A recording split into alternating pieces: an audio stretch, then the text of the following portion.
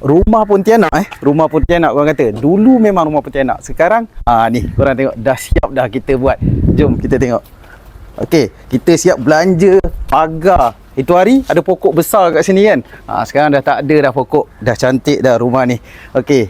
Rumah Enlot dekat Meru Indah. Masa dia busuk memang korang tak nak. Sekarang tim abang dah wangikan. Jom kita tengok. Kita siap belanja pintu safety door macam ni.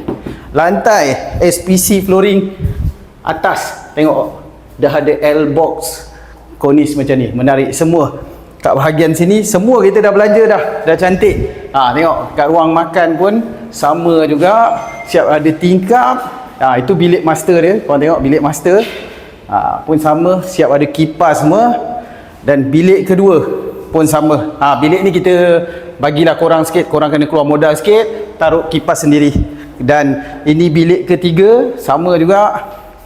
Lagi best, kita dah belanja table top macam ni, L-shape. Korang tinggal taruh kabinet je atas bawah.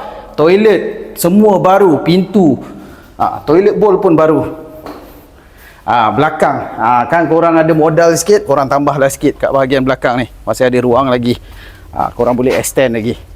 Sekiranya korang berminat, boleh kontak abang, link dekat bio. Ciao.